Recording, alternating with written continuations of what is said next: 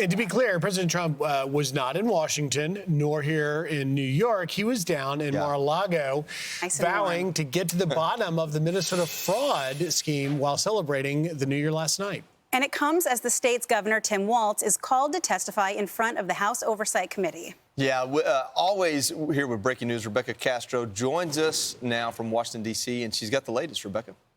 Joey, good morning. Governor Walz has acknowledged fraud is a major issue in Minnesota and says he's accountable for fixing it, but it's not clear yet if he will agree to testify before Congress next month.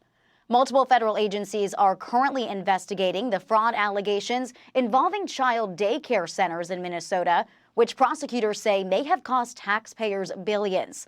The U.S. Department of Health and Human Services has frozen all federal child care payments to the state, but President Trump says Minnesota is just the beginning. Can you imagine they stole $18 billion? That's just what we're learning about. That's peanuts. In California is worse, Illinois is worse, and sadly New York is worse. A lot of other places. So we're going to get to the bottom of all of it. It was a giant scam.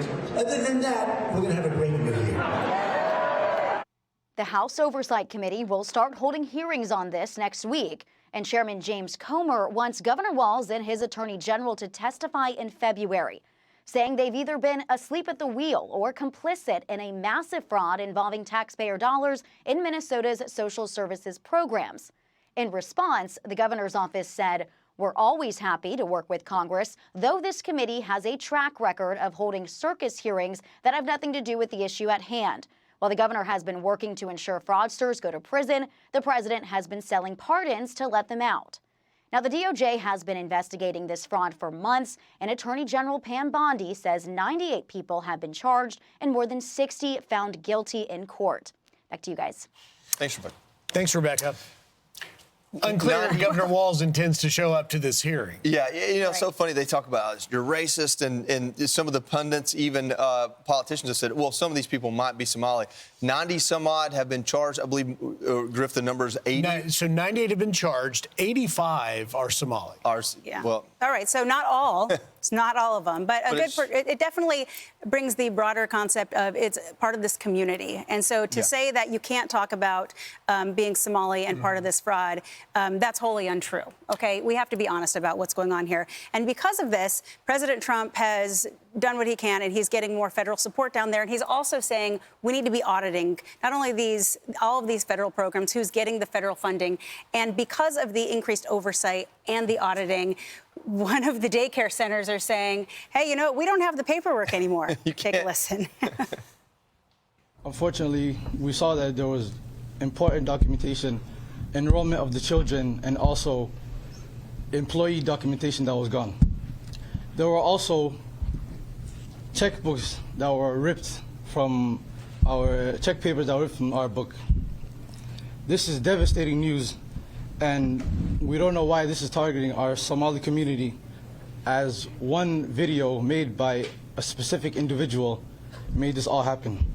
So I want to say I don't understand why they have to turn it around and say, why are you targeting this Somali community? That's not what they're doing. They're targeting this Leering Center because of the massive fraud and abuse that has been uncovered. And again, not just a part of some of these daycare centers, but much broader throughout the entire state. Well, and to be clear, so that individual, and by the way, the plot thickens because the Minnesota police showed up, responded to the break-in, and found no evidence of actually these documents or other things being taken. We'll see where that goes. But this Nakoma State Care Center is different than the Leering Center. It's not the one seen in Nick Shirley's videos. It's a different one. But you're right. President Trump is sitting in the feds, and they're going through all of them. HHS has stopped the funding for daycare centers to the state from the federal level until they know for sure that these are actually legitimate centers that are operating as legitimate businesses. And so I think that young man is going to have to do some explaining. So what's the game here? You're saying that somebody broke in and stole all of the documentation that would be used to show that you're a fraud. I mean, I'm sorry. Color me skeptical.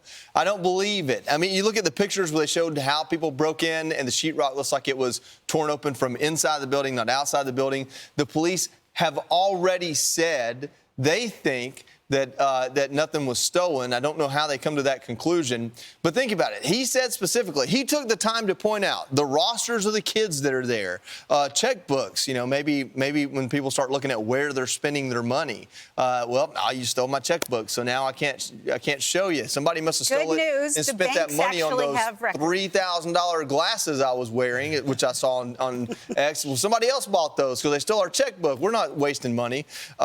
Color me skeptical. I think that if this is the reaction, they're in a bad spot. They're in a bad spot. And by the way, yesterday, Nicole, Joe and I were on the couch and we talked to White House Press Secretary Caroline Leavitt, and she addressed what so many Americans want, which is to see people held accountable. Listen.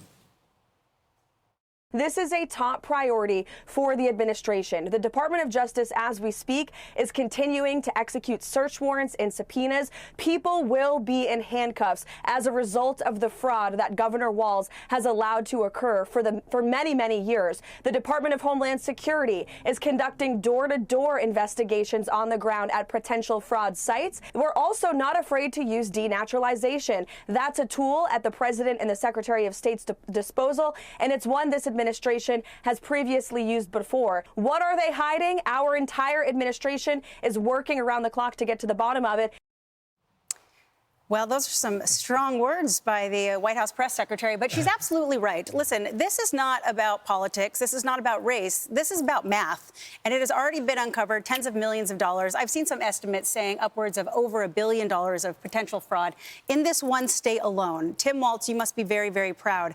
I can't imagine how this is not going to affect his upcoming re-election campaign. No, right. He's running for re-election. So you wonder, Nicole, what is his slogan? Trust me, I'll fix it now. He's gone and established, a program integrity director. He spent more of Minnesota's taxpayer dollars to have an outside auditing firm to come in and take a look at it. But how did it happen? And that number, by the way, the figure they're saying is upwards of $9 billion in the state of Minnesota alone. Of a proposed $18 billion. So of $18 billion that was spent on Medicaid through these programs, which is federal and Minnesota money, upwards of half of it was fraudulent, stolen, not used at all for what it was there for. What's so funny about this this daycare that just came out and did their press releases, they're not on the video. They're supposedly not one of the ones that was being talked about this week. So I guess they're just trying to get out in front of it. Say, oh, well, before they come look at our books, let's go ahead and make sure they get stolen. That's what I think. I don't know if that's true or not, but it certainly looks that way. And where there's smoke, there's fire, and that looks like a lot of smoke. Well, Tim Walz and pretty much every other politician in that state should be thanking these whistleblowers and these journalists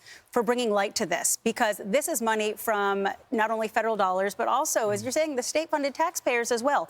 If you are the politicians who are clamoring for having more funding for these social programs, this is great news for you because you've uncovered all this fraud. It's just like DOJ. They did a great job. They uncovered fraud, waste, and abuse. That's what's happening here. You get rid of the fraud, you get rid of the waste, and therefore taxpayer dollars can actually go to help taxpayers. And it does hurt Minnesotans because what the federal government has no choice but to freeze those funds for Minnesota to figure this out. So then good people are getting hurt, but they're getting hurt because their state leadership allowed this to happen. I'm Steve Ducey. I'm Brian Kilmeade. And I'm Ainsley Earhart. And click here to subscribe to the Fox News YouTube page to catch our hottest interviews and most compelling analysis.